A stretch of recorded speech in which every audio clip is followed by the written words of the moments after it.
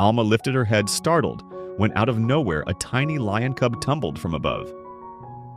She couldn't figure out where it came from, but one look at its helpless little face made it impossible to abandon in the wild. So, against all logic, she carried it home. Just as she was about to shut the door, a large white wolf slipped inside, carrying a pup gently in its jaws. It settled wordlessly in the corner as if it belonged there. Alma froze in confusion. She had seen this wolf before, during one of her forest walks when it appeared suddenly from the trees. Back then, it hadn't been hostile. Its eyes had held something closer to a plea. Now she noticed the truth. A rope net still tangled around its body, restricting its movements. Something in her scent, or perhaps the faint trace of her grandfather still clinging to her jacket, seemed to calm the wolf. Alma remembered an old video her grandfather had left behind, one that featured this very creature. Slowly, she removed her jacket and placed it near the wolf, then cut through the net with her knife. The moment it was free, the wolf slipped out into the night without even a glance. Strangely, Alma felt no regret. Freeing it had filled her with quiet happiness. But the wolf came back. This time, it carried its pup into Alma's home and refused to leave. Alma sighed. Her peaceful house now felt like a wild sanctuary. All she had wanted was time to rehearse for her piano exam, yet suddenly she was surrounded by animals. She considered calling the authorities, but her phone had no service. Soon, 2 wildlife officers knocked at her door, asking about the lion cub. They explained that hunters had killed its mother and the cub had been sold to a circus. During transport, a crash sent it tumbling into the branches of a tree, then into a bird's nest, before fate eventually dropped it into Alma's arms. She thought about giving it up, but once she learned it was bound for a circus, she changed her mind. She couldn't bear to let another soul be taken from its family. Alma had already lost her parents when she was young, and just days earlier, her grandfather too. Back inside, she found the white wolf nursing its pup. To her shock, the little lion cub waddled over and began to feed as well. The wolf didn't stop it. It simply accepted the cub as its own. Alma's heart swelled at the sight, and she silently promised to care for them both. In the days that followed, the 2 youngsters became inseparable. They wrestled, tumbled, and filled the house with life. The white wolf returned each day like clockwork to feed them. Alma captured everything on her phone, unable to resist preserving the joy. Wherever she went, the cubs followed. When she played piano, they gave her space. When she stopped, they glued themselves to her side.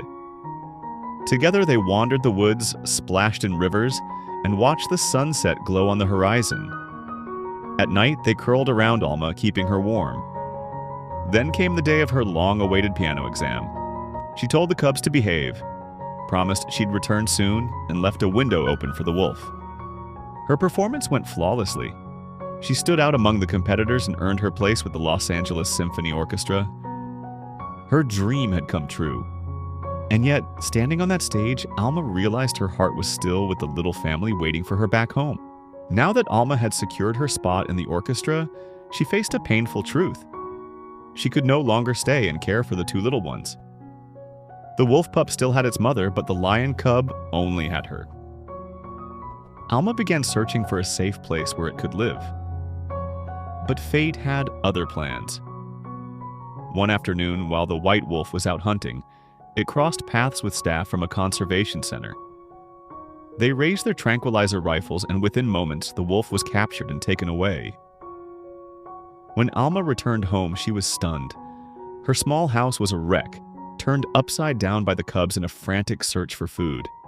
And worse, the white wolf was nowhere to be found. Panic surged through her. She ran outside, calling and searching, but no matter how far she went, there was no trace of the wolf. Defeated, she returned and fed the hungry youngsters, though her heart was heavy with worry. Reality soon pressed down on her. Between her demanding career and the constant care the cubs needed, Alma knew she couldn't manage both. Reluctantly, she decided to hand them over to the wildlife agency, hoping they would have a better life. But that night, as if sensing her plan, the two little ones crawled into her bed and clung to her as though begging her not to let go. Alma's resolve crumbled.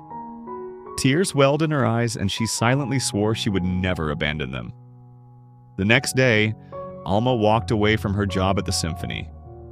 Instead of pursuing fame, she chose motherhood, raising the wolf pup and the lion cub as her own. She gave them names that carried her lost dream. The wolf she called Mozart, and the lion cub, Dreamer.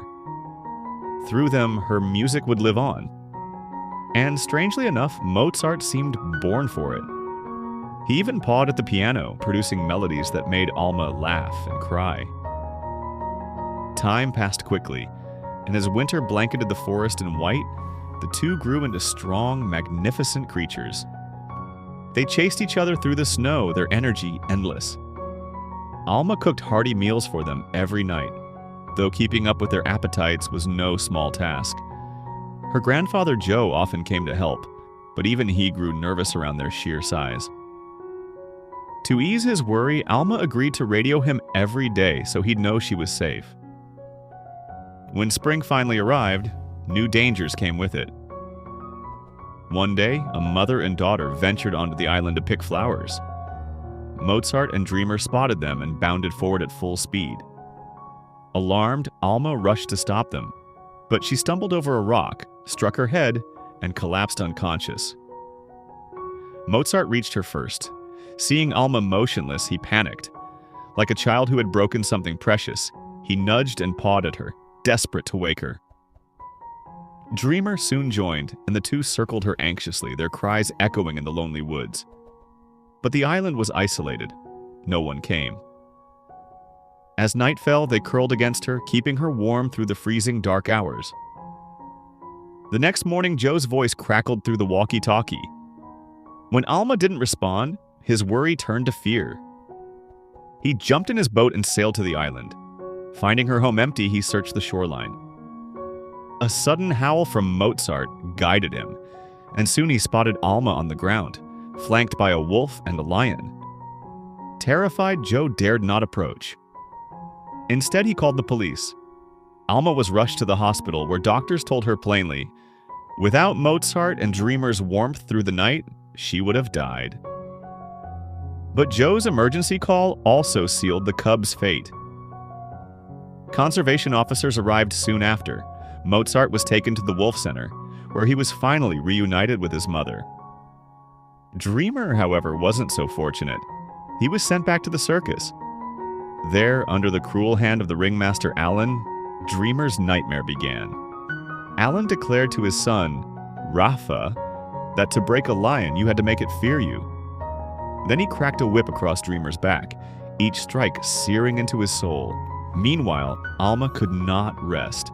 Her thoughts were consumed by Mozart and Dreamer. She left the hospital and pleaded with the police for their return, but they dismissed her, reminding her it was illegal to keep wild animals. Desperate, Alma sought out Eli, director of the Wolf Sanctuary. Eli reassured her that Mozart was thriving. He had reunited with his mother, his spirit finally free. Alma's heart eased at the news, though half of it still ached. Dreamer's fate weighed heavily on her.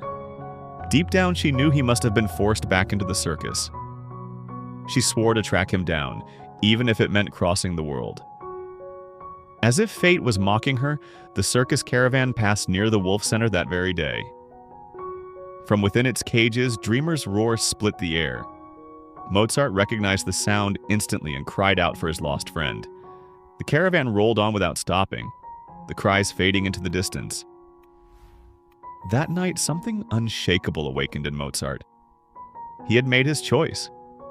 No cage, no fence, no rule would keep him from his brother. Digging beneath the perimeter fence, he slipped out of the sanctuary and ran tirelessly into the night. At last, he reached the circus grounds. Without hesitation, he began digging again, this time into the very heart of the place that had stolen his best friend. When Mozart finally reached Dreamer's cage, he froze. He had no way to open it. But giving up wasn't in his nature. Grabbing a stick, he tried to wedge it into the bars, pushing with all his strength. Seeing his effort, Dreamer pressed against the door from the inside, desperate to help. But the flimsy branch snapped, useless against the iron cage. The noise drew Alan's attention. Suspicious of Dreamer's restless behavior, he unlocked the cage to check. In that instant, Mozart lunged, knocking Alan flat on his back. Dreamer burst free, and together the two friends sprinted into the night. Their joyful reunion was wild. They wrestled, they tumbled, as if nothing could tear them apart again. Following familiar scents through the forest, the wolf and the lion searched for their way home. Hunger struck midway, so they slipped into a supermarket and feasted like kings. When the guards stormed in at the commotion, one glance at the chaos sent him fleeing to the security office to call the police. By then, Mozart and Dreamer were already gone. Meanwhile, Alma received word from Eli.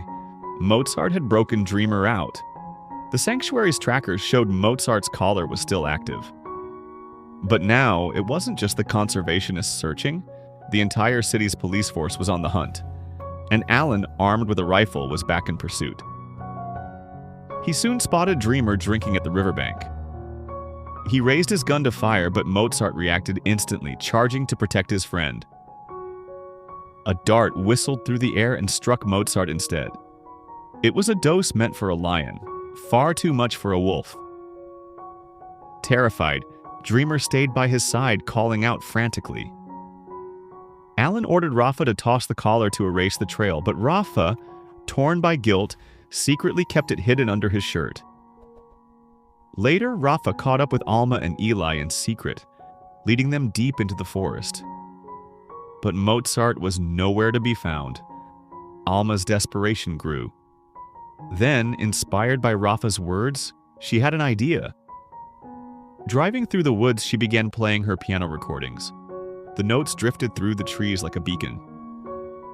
Dreamer heard it first. He raced out, eyes shining, and led Alma to an old cabin. There, Mozart stumbled forward, overwhelmed at the reunion.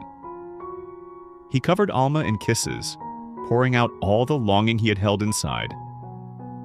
Alma's heart nearly burst. Her family was whole again.